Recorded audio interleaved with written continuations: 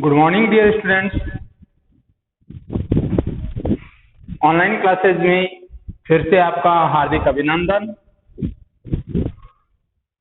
मैं जिस प्रकार से अपेक्षा करता हूं, शायद आप लोगों की रेगुलर क्लासेज चल रही हैं और जहां तक मैं अपेक्षा करता हूं आप रेगुलर क्लासेज ले रहे हैं।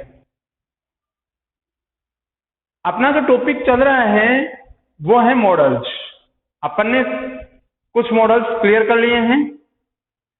आज का अपना टॉपिक जो है वो है मॉडल शुड। अब शुड का तात्पर्य होता है चाहिए। मैंने कल आपको एक मॉडल में पिछली क्लास में मैंने आपको बताया था कि जो मस्ट है, मस्ट का प्रयोग भी चाहिए या होगा, और ये दोनों मॉडल जो हैं वो एक दूसरे में सस्पेंस रखने वाले हैं, कंफ्यूज करने वाले हैं, लेकिन इनके जो कंसेप्ट हैं वो कंसेप्ट डिफरेंट हैं। अब डिफरेंट कंसेप्ट के लिए अपन क्या करते हैं, जैसे कि अपनी इस मॉडल के कंसेप्ट हैं, उन कंसेप्ट में और उसके कंसेप्ट में काफी फर्क है। जो मस्ट है, मस्ट में पिछले जो वीडियोज में अपन ने देखा था कि उसके कंसेप्ट थे, जैसे कंपल्जन है, अनिवार्यता है, स्ट्रॉन्ग एडवाइस है। किसी को अगर हम जो प्रबल संभावनाएं व्यक्त करते हैं या प्रबल जो इच्छा है उसके बारे में, स्ट्रॉन्ग पॉसिबिलिटी के बारे में हमने बात की थी, मॉरल ड्यूटी के बारे में बात की थी। इसमें मॉरल ड्यूटी, स्ट्रॉन्ग पॉसिबिलिटी या कंपल्जन नहीं है। इसके साथ साथ अपन ने मस्ट में देखा था कि एक लॉफुल ड्यूटी, कानून सम्मत जो बाध्यता होती है उसके बारे में अपन ने बात की थी। उसके साथ साथ जो लॉजिकल नेसेसिटीज हैं, लॉजिकल नेसेसिटीज का मतलब होता है कि जो हमारी तर्क सम्मत जो आवश्यकताएं हैं, उन तर्क सम्मत आवश्यकताओं के बारे में हमने बात की थी। और उसके साथ मस्ट का प्रयोग हमने प्रोहिबिशन के लिए भी किया था। प्रोहिबिशन का मतलब होता है मनाही करना या निषेध करना। तो इसमें वो कंसेप्ट नहीं है, इसके कंसेप्ट अलग है। इसमें न कोई स्ट्रॉन्ग पॉसिबिलिटी है, न स्ट्रॉन्ग एडवाइस है, न कंपल्जन है। इसमें ड्यूटी है, उसमें मॉरल ड्यूटी। इसके अंदर कोई तर्क सम्मत बाध्यता नहीं है, तर्क सम्मत आवश्यकता नहीं है। कोई भी किसी भी रूप में अगर अपन लें तो इसमें कोई प्रोहिबिशन वाली बात नहीं कही गई है। तो मस्ट और शुड के अंदर जो डिफरेंस है वो यही है कि इनके कंसेप्ट जो हैं वो अलग अलग होते हैं। हम लोगों को वीडियोज जब देखते हैं तो उन वीडियो को देखते समय इस बात के लिए हमें एंश्योर हो जाना चाहिए कि हम कौन से मॉडल का जो कंसेप्ट पढ़ रहे हैं उसका कंसेप्ट क्या है और किस प्रकार से इस कंसेप्ट को क्लियर किया जाता है। आज अपने मॉडल है शुड, और शुड मॉडल का प्रयोग इन निम्न कंसेप्ट के लिए किया जाता है।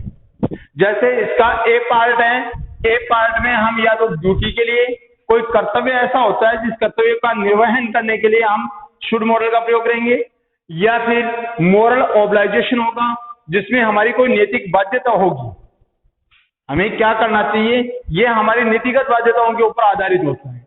इसके साथ साथ यदि किसी को सलाह देनी होती है तो सलाह देने के लिए भी उसमें स्ट्रॉन्ग एडवाइस था, उसमें स्ट्रॉन्ग एडवाइस या डिजायर था, इसमें केवल एडवाइस है। तो स्ट्रॉन्ग एडवाइस या स्ट्रॉन्ग डिजायर के लिए हम मॉडल मस्ट का प्रयोग करते हैं। जब केवल अगर हमें सलाह देनी है तो हम मॉडल शुड का प्रयोग करते हैं। उसके साथ साथ सजेशन, यदि हम किसी को सुझाव देना चाहते हैं कि चलो ऐसा कर लेते हैं या हमें ऐसा करना चाहिए, तो सजेशन देने के लिए हम मॉडल शुड का प्रयोग करते हैं। और इसके साथ साथ अगर कोई प्रिसम्पशन है, कोई पूर्वानुमान है या अनुमान लगाया जाता है तो अनुमान लगाने के लिए भी हम मॉडल शुड का प्रयोग करते हैं। अब पूर्वानुमान में आप ये कहोगे कि सर आपने हमें एक मॉडल पढ़ाया था और वो मॉडल था एक तो मे और एक माइट। मे और माइट में अपन ने पढ़ा था there are clouds in the sky,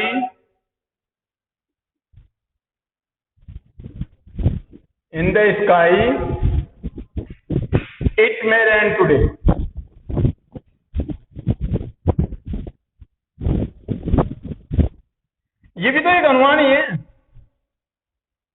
लेकिन इसे हम अनुमान नहीं कह सकते, ये हम केवल संभावना व्यक्त करते हैं। क्या करते हैं? संभावना व्यक्त करते हैं, पॉसिबिलिटी व्यक्त करते हैं।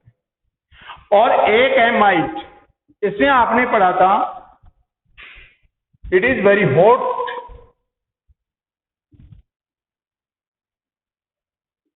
It might rain today.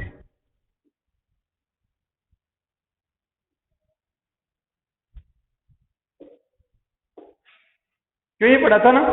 It is very hot या today is very hot it might rain, it is very hot it might rain, very hot it might rain today. आज वर्षा हो सकती है। ये क्या है? ये रिमोट पॉसिबिलिटी। क्या है? Remote possibility. और ये क्या था? केवल पॉसिबिलिटी। तो किसी भी कंसेप्ट को क्लियर करने से पहले आप लोग उसकी जो ये वास्तविकता है, इन वास्तविकताओं के ऊपर जाओगे। इन वास्तविकताओं के ऊपर जाओगे तब आपको पता चलेगा कि हम कहाँ हैं। ऐसे तो अपन हर एक मॉडल को पढ़ते रहेंगे और पढ़ते पढ़ते हम एक दूसरे में कंफ्यूज हो जाएंगे कि ये इसमें ऐसे भी हो सकता है, इसमें ऐसे भी हो सकता है। लेकिन ऐसा नहीं है।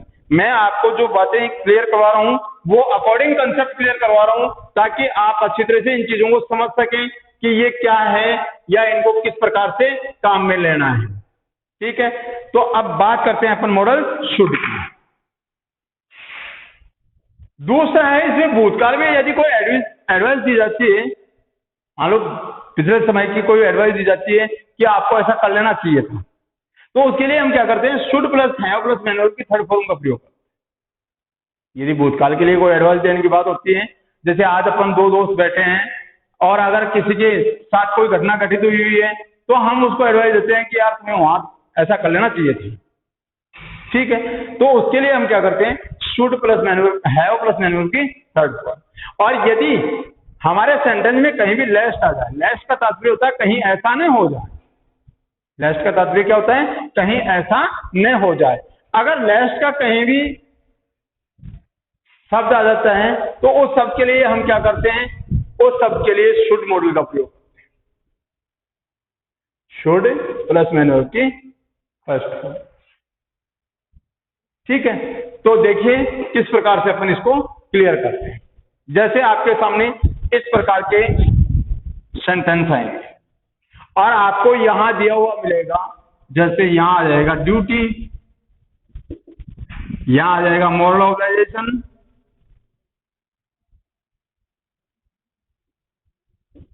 ठीक है, इसमें आ जाएगा कोई भी एडवाइस, सलाह, और इसमें आ जाएगा सजेशन,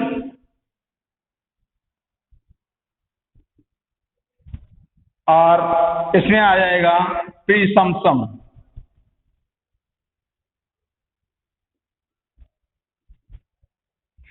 ठीक है, इस प्रकार की चीजें अगर मान लो आपको दी हुई मिलती है तो आपको क्या करना है?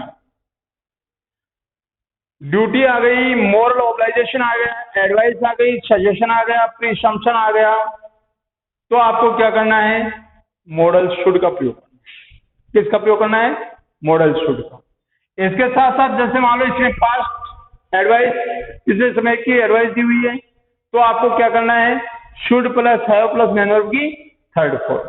और इसमें ये लेस्ट आ गया, और लेस्ट आने के बाद क्या है? ये लेस्ट आते हम क्या समझेंगे कि इसमें मॉडल शुड का प्रयोग करना है, मैनुअल की फर्स्ट फॉर्म यहां दी। तो जैसे we should respect our parents, ये हमारी एक ड्यूटी होती है, हमारा कर्तव्य होता है। क्या कर्तव्य होता है? कि हमें हमारे माता पिता का सम्मान करना चाहिए। तो क्या आ जाएगा इसमें? We should respect our parents, हमें हमारे माता पिता का सम्मान करना चाहिए। ठीक है, यू शुड ओबे एल्डर्स, ये नैतिक बाध्यता है। क्या है? एक तो है ड्यूटी, कर्तव्य, और एक है नैतिक बाध्यता। नैतिक बाध्यता क्या है? कि कोई भी वृद्धजन है, कोई भी वृद्ध आदमी है, उस आदमी का हमें सम्मान करना चाहिए, उसकी आज्ञा का पालन करना चाहिए। तो यू शुड ओबे एल्डर्स, तुम्हें बड़ों की आज्ञा का पालन करना चाहिए। इसी तरह से शी इज इल, वह बीमार है, she should consult A doctor, उसे एक चिकित्सक से परामर्श लेना चाहिए। तो यहाँ क्या किया गया है, एडवाइस दी गई है, तो क्या हो जाएगा, she should consult A doctor, उसे एक चिकित्सक से परामर्श लेना चाहिए। और ड्यूरिंग द रेसेज, रेसेज का मतलब होता है छुट्टियों के घंटे, जो छुट्टियों के घंटे होते हैं या आधी घंटी होती है, इंटरवल होती है, उस इंटरवल के दौरान we should play a match. यहाँ सुझाव दिया गया है कि यार अभी जैसे इंटरवल होगी तो इंटरवल में हमें क्या करना चाहिए, एक मैच खेलना चाहिए। ठीक है, तो इसके लिए भी क्या होगा, शुड। तो during the recess we should play a match, छुट्टियों के दौरान हमें एक मैच खेलना चाहिए। और he should be at home, ये प्रीसम्पशन है, गैश है, अनुमान लगाया जा रहा है।